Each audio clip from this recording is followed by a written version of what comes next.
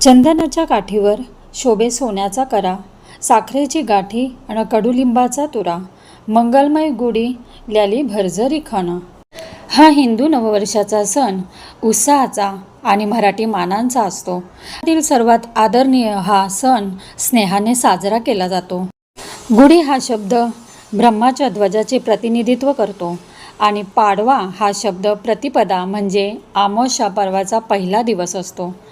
गुढी वाईटावर विजय दर्शवते आणि गुढीपाडव्याचा हा नवीन वर्ष चैत्र प्रतिपदेच्या शुभमुहूर्तावर साजरा केला जातो. गुढीपाडव्याच्या दिवशी मांगल्याचे प्रतीक म्हणून घरोघरी गुढी उभारण्याची ही परंपरा आहे आणि आपल्या महाराष्ट्रामध्ये नववर्षाची सुरुवात ही गुढीपाडव्यापासूनच सुरुवात होते.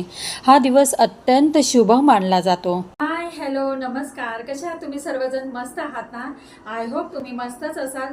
सगळी देवपूजा वगैरे आटपली आहे आणि मी सगळी तयारी करून ठेवली आहे. तर आता आर्याचे पप्पा आणि आम्ही दोघे मिळून गुढी उभारणार आहे. तर आज छान लवकर उठून सकाळीच आपली देवपूजा तर झालेलीच आहे आणि माझी देवपूजा मी सगळ्यात आधी करत असते, म्हणजे बाकीची कामं असतात ते लवकर व्यवस्थित करता येतात.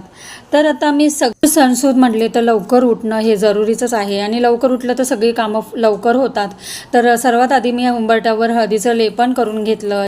छान देवपूजा तर झालीच आहे आणि आता मस्त दरवाजाला तोरण लावतात आणि त्या दिवशी खूप छान सुंदर सणांच्या दिवशी रांगोळी काढली जाते.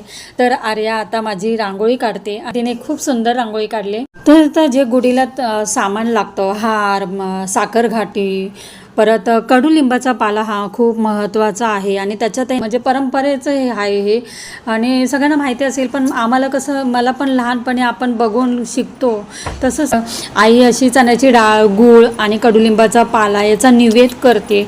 त्याचप्रमाणे मी सगळं वाटीमध्ये सगळं करून ठेवलेलं आहे आणि सगळी तयारी रेडी करून ठेवले. त्याच्यानंतर आता मी पाठावर छान लाल कपडा अंतरला आहे आणि फुलांची थोडीशी सजावट करते. म्हणजे सण वगैरे असेल किंवा काही पूजा वगैरे असेल तर मला म्हणजे थोडीशी सजावट अशी डोक्यामध्ये येत असते आणि आपण त्या प्रकारे तर आता मी छान सजवते तो पाठ.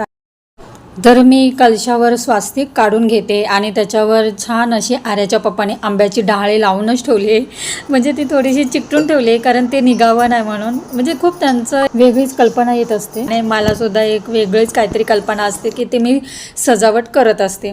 तर ते तुम्ही बघू शकता की त्यांनी ना ते आता बांबू आहे, जो गुढीचा बांबू आहे त्यांना किती छान प्रकारे हाराने सजवलं आहे आणि जर अशी लावलेली आहे. तर आता त्याच्यानंतर आता गुढीला जी साडी घालायची आहे ती आपण साडी आता भरपूर रेडीमेड साडी निघाल्यात आणि